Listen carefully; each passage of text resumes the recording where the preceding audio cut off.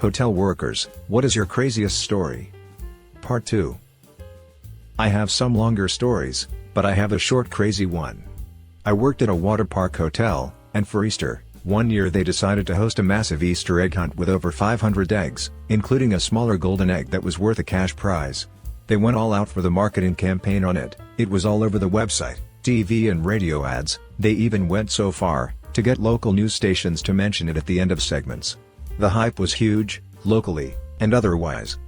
The planners unfortunately overlooked a massive detail. One of the major perks of staying at the hotel was guests could enter the park 2 hours before the general public. The big day arrived, and it only took minutes to realize their mistake as hotel guests immediately began hunting down the eggs. By the time the doors officially opened to the massive crowd of excited kids and expectant parents, 2 hours later, all of the 500+ eggs had already been found. To top it off, the heating system for the water broke down. So, the park was packed to capacity, no eggs, and without heat in snowy Minnesota in April, the water was ice cold. The backlash was spectacular. I have the most boring one in the thread. One night, when I was a doorman/concierge, I had to bring up luggage to a guest's room. I knock on the door, and it's 3 guys and 1 girl in there. They have red Solo cups, and the big-ass bottle of Grey Goose. He asks me to join them, and I politely decline. He is persistent, but I stood firm. I'm trying to excuse myself, and he digs in his pocket to tip me, but only has $100 bills. I say, "That's fine, don't worry," but he says, "No, don't go anywhere." Then he opens up the room safe, and grabs a handful of candy and gives it to me with a wink. I thank him and GTFO. In the elevator, I got a closer look, and realized, it was a handful of Jolly Rancher candies with THC. I used to work front desk at a hotel. I would get harassed almost every day. I know item's the craziest, but it's crazy, compared to my normal WFH job. I had one regular, who would try to flirt with me, and get me to bring things up to his room. I told my good manager about this, and the next time the guest asked me to bring up a towel to his room, the manager went instead of me. The guest was waiting naked in his room.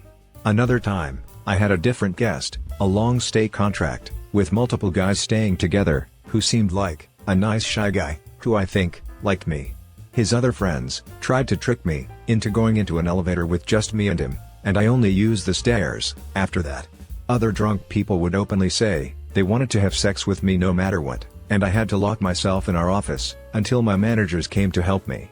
It was the absolute worst job. We hosted a waste management company's holiday party. They had an open bar for like 200+ garbage men. One of them got incredibly drunk, wandered into the kitchen, and decided to smash all the plates he could find, and other various things.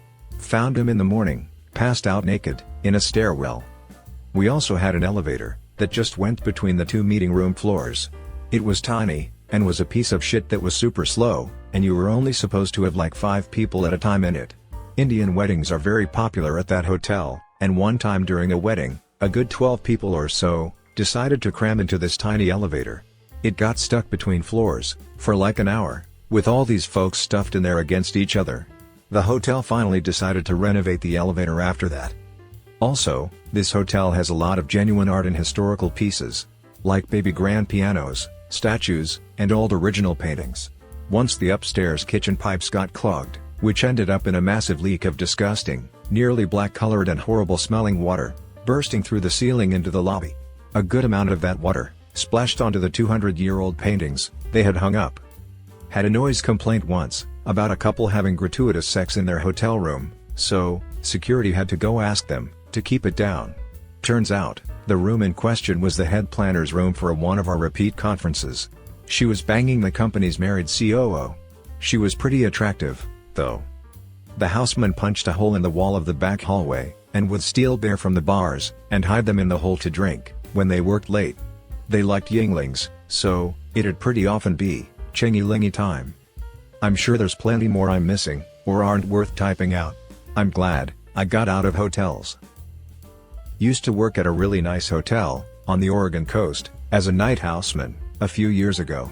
Besides finding 15-inch dildos, random hardcore pornos, and used syringes in the trash cans, one night we had a high mental breakdown.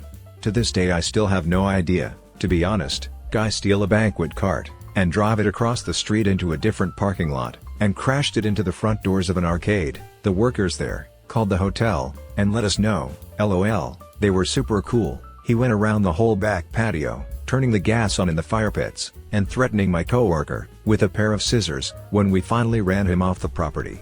After he left, we went and searched the room he was staying in, and it was tore up. Sink and toilet is clogged with the bedsheets, mattress thrown across the room, TV and most electronics stolen, or ripped from the walls, trash everywhere, etc. But the interesting part was, he used one of the hotel menu books to write some kind of makeshift manifesto or sorts, listing that he needed to buy a gun and go to Amsterdam. His dad knew Bill Gates, and that he held the cure for cancer, among other stuff I could only skim over before the security guy took it for evidence. The kicker was, when the guy checked in, our auditor said he came in with a dog, but when he ran off he left without it. Turns out the dog was stolen out of someone's yard that lived by the hotel. We were able to call the number on the dog's collar and get the cute guy safely back home. One week we had a convention for one of the many breweries in the state. I was off taking towels to another room when I got a call from the front desk saying they needed me to take care of an incident that happened in the main lobby. Turns on, a mouse had ran in from the outside. It was snowing really heavy that year, and one of the drunkahole guests just stomped on it and was bragging loudly to the rest of his peaked in high school buddies, like, "Yay, I stomped that effer real good, did you see that?" While I had to pick up its still barely alive mangled little body and take it back outside.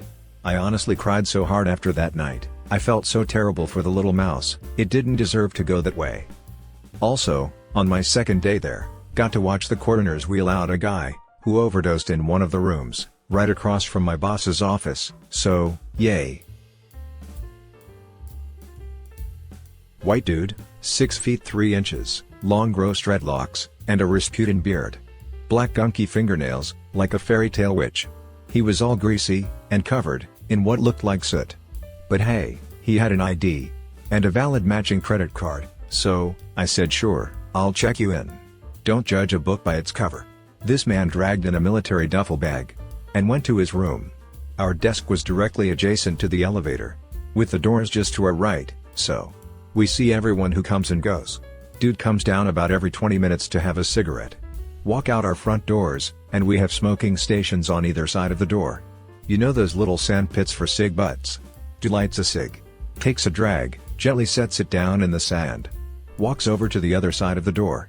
Lights another. Drags it. Sets that one down. Proceeds to walk back and forth, dragging only once at each cig, before returning to the other. Goes on like this. For about 10 minutes, maybe he lit some more. Cause I feel like 2 cigs won't last you 10 minutes at the rate he was going. Anyways, then he goes back to his room, and comes back 20 minutes later, and does it again. And again all afternoon. Guy comes out once more around 5 p.m. and just blankly stares through the doors at the desk agents while he does his ritual. Then he just walks off. Disappears. Never comes back. Now I'm curious. So, I go up with security to see if he destroyed the room. We open the door, and immediately get a blast with the smell of bleach. The duffel bag he took up was on the bed. The bag was filled with like plastic Walmart bags. About 12 of them, all tied up tight, but filled with clothes, literally, soaking in bleach. Then we started to notice all these post-it notes all over the place. Tons of them, like more than 100. Tucked in the corner of mirrors and picture frames and under the bed and taped all up, inside the bathroom. All folded up. Naturally, we open a few to see what they contain. I don't know if this is some Magic the Gathering lingo, or Dungeons and Dragons talk, but they all said like, +6 sword damage, -3 mana, +2 intelligence, and my personal favorite, x10 power to the 4th mage, so we took to calling this dude the 4th mage. Guy never came back for his murder clothes, or whatever the hell his bleach-soaked menagerie of t-shirts was about. Anyways, if you ever see the 4th mage in the Midwest, tell him he forgot his bag in Minnesota. I was maintenance, which often also meant guest relations, security, and whatever else needed done at my properties. My radio goes off, and front desk asks me to go check a room. Maintenance to front desk, what am I checking for? Can you just take a look? There was nothing in the room, which was listed as vacant. I inspected it, and everything was fine. I get to the desk, and it's surrounded by cops. They want to go into the room. I tell them, it's vacant. But if they've got a warrant, or a reservation, I'd be happy to open it up for them. Turns out, a man called an attempt, and gave that room number, so, I got sent in blind, to either verify that there's a corpse, or talk somebody off a ledge. He called 911 again, this time saying, he was in the parking lot with a gun. Which was also not true. Not the craziest, though I lost faith in my coworkers' collective ability to communicate important pieces of information. We never heard what happened, but suspected the cops went to the wrong hotel. Where do I start? I've got 13 years of hotel stories, ranging from the kinky, illegal, disgusting, and heartbreaking, to the baffling, hilarious, and embarrassing. The big one that springs to mind is in 2006, a guy that shot his wife and little girl in their home, who then fled to the UK, and checked into my hotel. It was me that checked him in, but obviously, I was totally unaware of it, until the police came to ask me some questions. It left me with the weirdest, saddest feeling, knowing that this seemingly normal, and pleasantly mannered guy, who I checked in, and was chatting with, like any other guest, had just murdered his wife and young daughter, 24 hours previously, and was acting completely normal. That feeling has never left me, all these years later. Neil Twisted was his name, and I believe he was taken back to the US, and is in prison now. I found a dead body, alone in the bed of a hotel I worked at as a teenager, around 2008. His name was James Jim Morrison. He was a Marine, and a Silver Star recipient. He was 86, and he ironically died, just like the Jim Morrison from The Doors. His whole life he heard, Jim Morrison, like the guy from The Doors? Then he died the same way. If God is real, he has quite the sense of humor. I posted this a long while back. But it still holds true. So sorry that I appear late to the party. Hotel manager here, for a 5-diamond hotel and resort, that commonly appears in magazines around the world. We just had the most effed up wedding in our history. The bride is a tiny little thing, beautiful Korean, and has a hot sister to boot. Score. The groom comes from old money, white, tall, dark, and handsome. I was amazed. They waited the 8 months to get married at our facility, the way they were all over each other, before the wedding during the site tour. Flash forward to the wedding. Wonderful ceremony. Spared no expense. They even forked up the additional $10K for a fireworks show. During the reception, everyone was customarily drunk, and now it was time for the toasts. Everyone gets up and says their piece, to polite applause. Then the father of the groom gets up, and everyone has such a happy expression on their face, as his is the last, on what was supposed to have been only 15 minutes of speeches. The father of the groom starts off with, "Our family comes from 15 generations of Virginians, who even fought in the War of Northern Aggression, what die-hard Southerners call the American Civil War. And now, instead of marrying a girl of Dixie, he goes out and marries a Korean chink." This speech continues in this fashion, for 10 minutes, till a groomsman gets out of his chair, and unplugs the microphone. The English/Korean translator stopped translating long ago, and girls are crying in the audience. The father of the groom noticed that the mic was not working any longer, drops it on the ground, then starts shouting, "It looks like my microphone is no longer working, so I'll just start speaking a little louder." The bride and groom walked out of their own wedding. 1. Car bomb in an attorney's car in the hotel parking lot. It blew up. Conveniently, none of the cameras were pointed that way. 2. Guy killed his wife by throwing her off the atrium balcony. He fell too, and both died. 3. Woman lost her psychiatric meds and went nuts. 4. Homeless guy named Jesus Godfrey worked for the CIA because God spoke to him and gave him intelligence. He freaked people out because he tried to exorcise the whole hotel. 5. Saw Rick Springfield in his underwear. 6. Some guys from an old school hip hop group got warrants served and arrested while at the hotel. Was working at a hotel when all of a sudden I got a call on the radio that we had a code blue. This meant to shelter in place and that police were on premises. Turns out a guy who had been wanted for a murder was staying at our hotel, but what keyed the front desk to his presence, and they called the cops, was the obvious prostitutes he was bringing to his room. We trained to spot human trafficking, and had started to get some clientele like this, so we wanted to put a stop to it.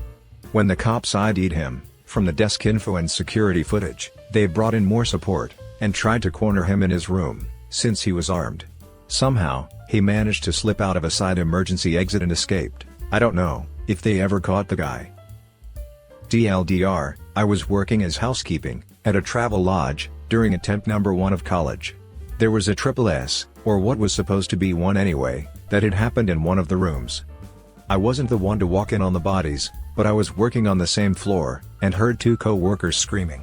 As I'm leaving the cleaner cart to go see what was going on, the one worker books it as fast as she can past me to a phone on the wall, and dials 911. Then, our manager. Going to the room, the other co-worker is standing there, bent over halfway, and she'd thrown up on the floor. I asked, WTF happened, and she wouldn't tell me, or let me see inside. So later, I found out what had happened. 3 people, 2 women and a man, had planned to do a triple S. What was supposed to go down was, woman number 1 was going to kill herself, the man was going to kill woman number 2, his girlfriend, and then the man was going to kill himself. Apparently, the women changed their mind part way through, but the man wasn't having it. So, he shot them at extremely close range, and didn't have the balls to turn the gun on himself. The police found him covered the women's blood, and hiding behind the bathroom door on the floor. As for the 3 of us, my coworker that initially walked in on the bodies, quit that day. My coworker that ran to the phone, apparently had a glimpse at one of the bodies on the floor, and stayed working for a few weeks, but ended up quitting, after having reoccurring nightmares of the body waking up, and looking at her, or talking to her. And I quit within a month, as paranoia that I'd walk in on something like that got to me. Saturday night, downtown metropolitan area, big chain hotel. 22-year-old me, Ismad. Booked out for a little girl's dance competition. Plainclothes officer flashes his badge, we need to talk. Oof. He proceeds to show me a Snapchat video clip of people waving around guns and various substance abuse, my hotel room as their backdrop. We've been tracking these guys for weeks. We want to get them here. GM won't answer phone. AGMs won't answer theirs, either. Too young to know how to say no to this kind of authority figure. Throw the plainclothes officer into a houseman uniform, and give him a clipboard. Let him go on weed-sniffing duty, to track down this perp's room number. No luck. Reviewing security footage didn't yield anything either, we allege. A friend of perp's booked the room. Officer sees the perp in the lobby. Asks me to get his attention, to say he won a drawing or something for a free hotel stay, and get his room number. LOL, I'm not doing that. An hour later, perp walks up to me, and explains he lost his wallet. Awesome. What's your name, so I can verify the ID in the wallet it gets turned in? And what's your room number? I'll give you a call with any information. Hand this over to plainclothes officer. His undercover name is Hash. He has a buddy cop with him now. They explain they'll execute a SWAT raid shortly. I didn't agree to this? Too late to back out now, I guess. Still no answer from the A/GMs. Assemble the staff, and review active shooter protocols. Stay on site until SWAT arrives, at 1 a.m. Lead the SWAT raid up to the floor, through the service elevator. No knock explosive round to the door. Smoke everywhere, the hotel chain has open atriums with rooms lining it. Fire alarms going off. Children and mothers sobbing. No live gunfire though. Permanently lost the dance group, for the sales team, after that. Glad I don't work in hotels, anymore. A super pretty woman sits in my section past the last call, at a super high-end hotel lounge. She looks deeply sad, but covers it well on the outside. She asked for an old-fashioned, thick Russian accent. I said, sorry, it's past the last call, no can do. She insisted she needed the drink. She said, just whiskey, then no need for a cocktail. I said, no, again. The look of desperation in her eye when I said, no, was uncanny. I usually never cave in. If I say yes to her, everyone else lingering in the lounge could throw a fit and ask for just one more, too. But just that look in her eye was unnerving, and I wavered, and got her a double whiskey straight. I made it clear this would be the only one. She said nothing, and slammed it back. At this moment, someone in the background caught my eye. A man, a very intimidating man, was keeping his eye on her, from a distance. I realized it seemed like she knew it. He was part of why she was so on edge. As soon as he noticed me notice him, and that my wheels started turning, he came over and gave me cash. He either didn't speak English, or chose not to say a word to me, and simply handed me more than enough money to pay for her drink. I could see her physically tense up when he got there. They went upstairs together to the rooms. A few moments later he came back down, and she didn't. He eyed me before getting in a car outside. I was so intimidated, I froze. I didn't do anything. I finished my closing duties, and went home, no more than an hour later. I can't help but think, she was a trafficking victim. Or being pimped out against her will. Maybe initially prostitute by choice, and then became exploited by this man. I have no idea. I should have called the police. I should have done anything. I don't know.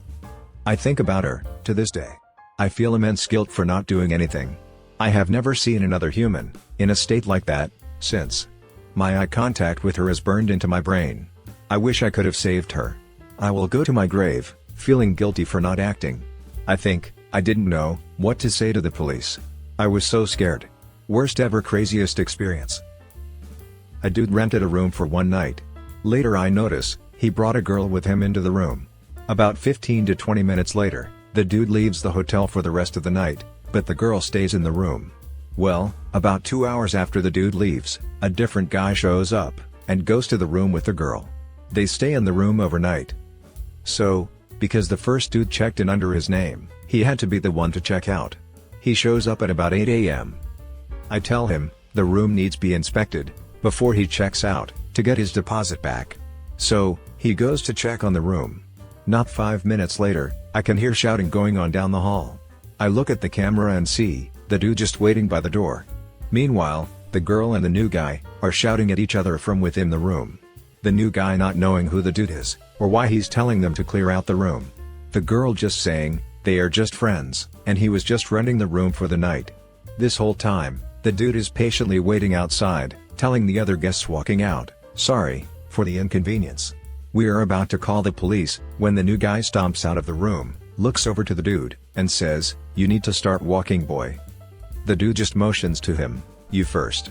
After a short stare down, the new guy walks off. Storms past the counter and leaves. The girl chases after the new guy. The dude goes into the room for about 5 minutes. Then returns to the desk. He is still acting as polite as he can, but I could read his face, that he was not in a good mood. After taking a look through the room, I can tell, he did his best to get it cleaned up, and give him his deposit back. He thanks me, and leaves. Former hotel manager here. One time, I was checking someone in, and they wanted a reduced rate. Now, we had discounts for AAA, AARP, veteran, etc. I just had to see proof of something. So, I respectfully ask if he had his membership cards for anything. He then starts yelling, saying how I have the mother F power to just put it in the system. Then he spits on me, yes, during COVID, and pulls a gun on me. Next thing I know, he gets tackled from behind, because one of my weekly regulars just walked in, who worked in the police station. Not 100% sure what he did, but he did have to travel a lot between precincts.